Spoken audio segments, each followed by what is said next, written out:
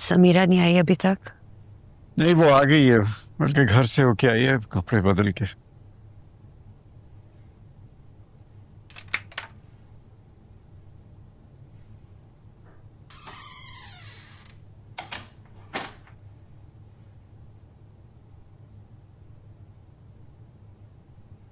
अम्मा, बाबा, मैं नहीं चाहती कि शाह आलम को सजा हो। आप दोनों प्लीज कुछ करें।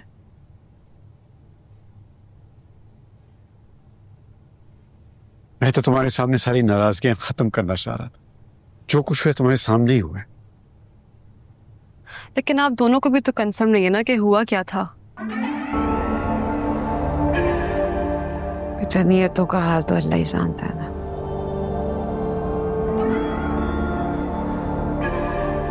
फैसला तुम्हारी माँ का है, गोली उससे लगी है।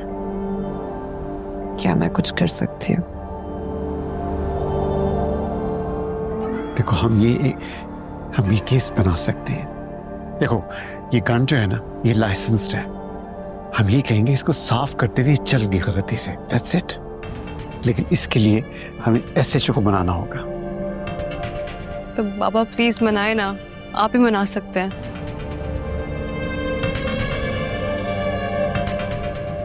ठीक है, चलो मेरे साथ।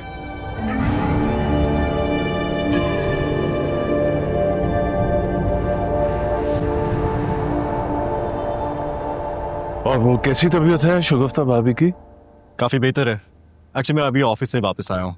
आई थिंक समीरा और अंकल उनके साथ ही हैं। ओके। नहीं, पुलिस क्या कर रही? इकबाल साहब का है। क्यों, खैरियत क्या हो? इकबाल साहब, आपको हमारे साथ थाने चलना पड़ेगा। क्यों? शाह आलम ने बयान दिया आपके खिलाफ। क्या बयान दिया उसने? उसने कहा है कि आपने उसके हाथ में जबरदस्ती गन दी है और उस गन का रुख अपनी बीवी की तरफ करके उसकी उंगली से जबरदस्ती ट्रिगर दबाया है। अब आप इस केस में मुल्जिम हैं। चलें।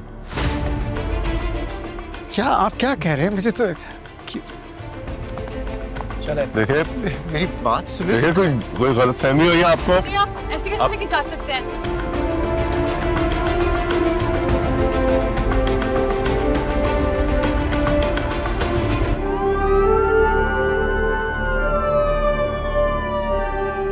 चल भाई अंदर।